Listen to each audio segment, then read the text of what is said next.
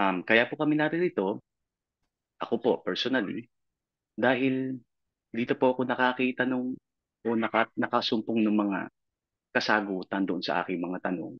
Sa madaling salita, nakasumpong po ako dito ng katotohanan, ng katwiran. Kung maaring sa iba, katawa-tawa ang aking sinasabi, tumawa ka lang ng tumawa kasi ang tawa ay sa ulod at mangmang.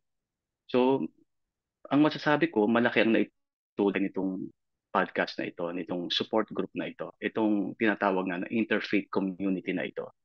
Um, Actually, mayroon po kasing naka-inspire sa akin na isang kapatid na matanda na po itong kapatid na ito eh. Inihiwalay po nila ito. Meron Is pang isang may tungkulin. Ang sabi sa kapatid na ito eh, biruin mo, ito palang kaaway ng Diyos na ito ay nagtatago sa bahay ng Diyos. Sabi ko sa sarili ko, may tungkulin ka at nasabi mo yan sa kapatid natin na halos 2 dekada sa iglesia, matanda na siyang kapatid. Na nung kami nag-feeding program, nag-TTLC kami, kasama kami sa gawain, nakikita ko itong matanda na ito matibay sa pananampalataya. Lagi pa akong sinasabihan ng matanda na ito na kapatid, meron kang mga inahawakan bilang isang may katungkulan din na pinakamababa sa lahat. Meron kang mga inaakay sa ilalim mo. Huwag mo silang pababayaan hanggang sa ikamamatay na natin ito. Magtumibay tayo. Ngayon, sa kabilang banda, itong matandang kapatid na ito na matibay sa pananampalataya, nagkaroon siya ng isang, sabihin na nating maliit na pagkakamali, na paglabag siguro, masasabi natin. Sinuspindi siya. Pagkatapos ay narinig ko ang isang manggagawa na sinabi nga na nagtatago ang kaaway ng Diyos sa loob ng bahay ng Diyos sa matagal na panahon. Sabi ko, itong matandang manggagawang ito, puno ng kamangmangan ang bibig nitong tao na ito. Kasi pagmasdan ko, yung kapatid na yun, matuwid na kapatid.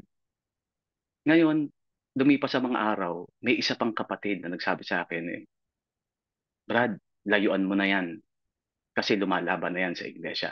Lumalaban na yan sa mga ngaral, sa taga-akay. Hindi ko sinunod, gaya ng aking mga magulang, gaya ng aking ina. Kapag utos ng tao, anak, huwag mo sundin. Ikaw ang makakaramdam sa puso mo kapag kalooban ng Diyos, siyang sundan mo. Hindi ko to inalis sa Facebook ko. Doon ko nakita, Brox, yung Broccoli TV, yung Kuya Adel. Doon ako nagsimulang tumingin ng tumingin. Hanggang sa dumating sa punto na dumayo na nga ako, nakikinig na ako sa ilang mga pagkakataon. Narinig ko kung paano makipag-usap sa inyo ang mga taga-MCGI. Sabi ko, kahiya-hiya ang mga kapatid na ito. Doon din sa puntong yon, Brox, naglakas loob ako nung one time na nagsalita ako. Kasi hindi mm, ko na matiis. Sabi ko, lalong mamamantsahan ang pangalan ng MCGI sa mga ganitong uri ng kapatid. Habang lumalaon, habang tumatagal, nakikinig ako. Sabi ko sa sarili ko, aba, nasusumpungan ko yung mga sagot doon sa mga tanong ko na hindi ko maitanong. Kaya daririto ako ngayon na nagpapasalamat sa Diyos.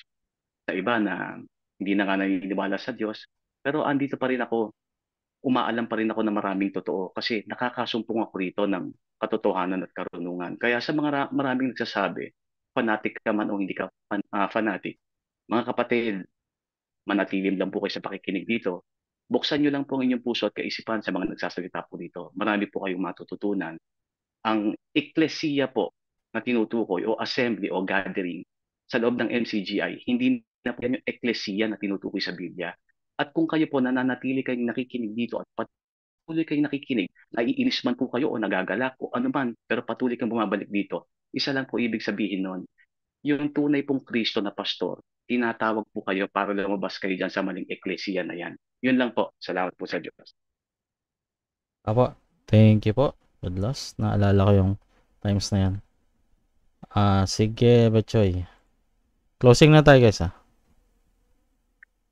Ano lang, idagdag ko lang yung sinasabi kasi ang pinaparating kasi sa MCJI sa loob ngayon is ang turo sa kanila, yung mga naririnig nyo na masamang balita ang category dun sa atin yung mga naririnig na anything against na sa paniniwala nila o sa mga turo nila, yan eka yung mga masasamang balita na hindi nyo dapat na pinakikinggan. And ang dapat pinakikinggan nyo lamang ay yung mga mabubuting balita na anything na magpapatibay daw sa kanila. So madaling sabi, kinukulong niya o kinakahon lahat. Kasi kung tutuusin, kung hindi masasalangsang yung mga tinuturo nila, bakit mo kailangang ikahon? Tapos ngayon, nandito kayo, nakikinig kayo, tapos kukontrahin nyo kami o kaya sasabihan nyo kami na kung ano-anong pangit. Eh, tingnan natin kung bakit ka nandito. Kasi sigurado, parang sabi nga ni Brad Loss, may mga tanong ka rin na hindi mo masagot. May mga agam-agam ka rin sa sarili mo na gusto mong patunayan o siguro na nabababawan ka na sa mga napapakinggan mong kasalukuyan, gusto mo, naghahanap ka, gusto mong patunayan na nasa tama ka pa rin. Eh, magnilay-nilay na lang. Pag nilay-nilay mo, makinig ka, tingnan, pakinggan mo sa sarili mo kung ano yung tama. Yun lang. Opo. Yes po. Okay, so this is being recorded na lang po, no? Nawala daw tayo sa YouTube tsaka sa Facebook. Nung na-disconnect ako, ano ba yan? Nag-fluctuate yung internet ko. Anyway, i-upload ko na lang to. So, ang ano ko lang dito, pambihira. Sorry, na-throw off na naman ako. So, unahin yung family, no? So, what are the strategies, no? Para tayo ay manatiling buo dun sa family natin, no? There should be a balance of openness, understanding, and clear communication. Sabi dito, kailangan ng open dialogue. Kailangan mo encourage yung family members mo to share their beliefs and values without fear and of judgment. No, dapat open sila na atheist na pala to, yung anak ko, pero hindi siya nagsasalita o lang siya na oo. So, just like in any other relationships, kailangan nag-uusap. Ayan. And the way you confront, dapat hindi masyadong harsh. Dapat may respect and people should feel na they're being heard. No? Tapos focus on shared human values. Hindi naman palaging religion lang, di ba?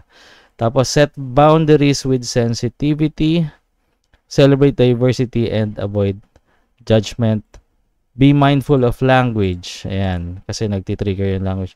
Agree to disagree gracefully. Ito yung ginagawa nandito. We agree to disagree. Wala naman tayong inaano dito, dinadebate. Ayan. So, also create compromise during religious events. Like kung ayaw ko magsimba, minsan, okay, sama ko. Wala namang problema sa akin. Lalo na mga agnostics and atheists. Pero kung ayaw, wag niyong pilitin. Diba? Respeto lang. And then lead by example, like practice your faith in a way that reflects love, tolerance, and understanding, which can encourage others to reciprocate that respect.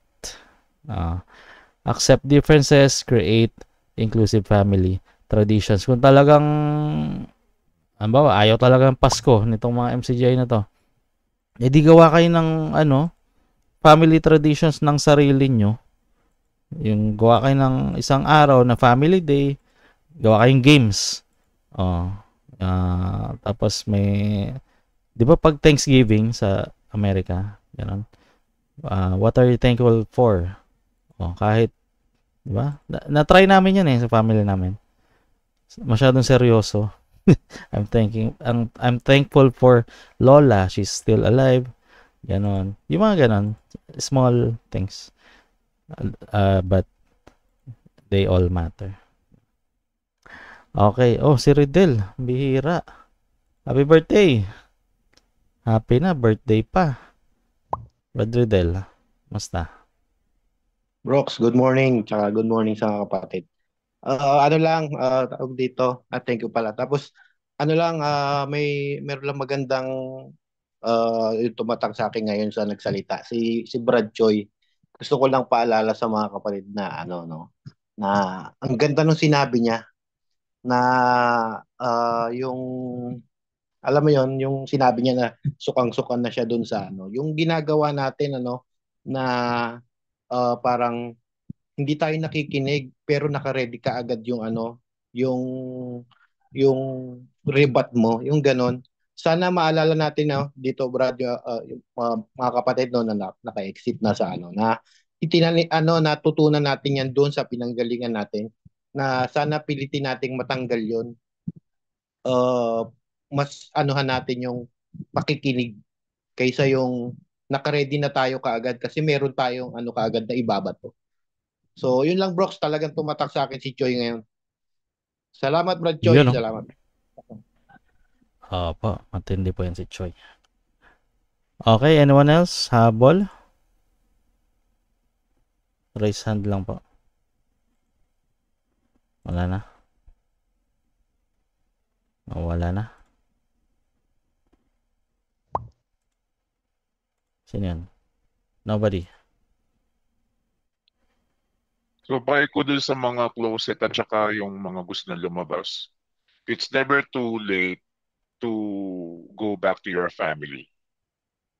The only time na masasabi mong late na is kung patay ka na. Because you will no longer have the chance to redeem yourself. So, habang may hininga ka pa, habang may time ka pa, do it now. Because we can never can tell what will happen next. But the only thing that I can assure you is pwede kang itakwil ng MCGI pero never kang itatakwil ng pamilya mo. Yun lang po. Opo. Ayun, naalala ko si Vin Diesel. Pinost dito kanina. Sabi niya, the most important thing in life will always be family. The people right here, right now. Tapos, I got, naging meme na lang kasi ito eh. I don't have friends, I got family. Laging family, tapos sumisingit yung mukha ni Vin Diesel sa mga meme. But, diba, totoo yan. Ang ganda pag, ang tingin mo sa friends mo, family, no? They're not only friends, but family. Ayan, wala pong iwanan. Ayun lang. Ayun, ganda ng episode. I-upload ko na itong second batch. Na-disconnect ako. Okay. Sige, thank you po sa lahat. Sana nagustuhan nyo. Sige, yung gusto magstay dito sa Zoom, you can stay. Okay, thank you po. Have a good night. God bless. Bye.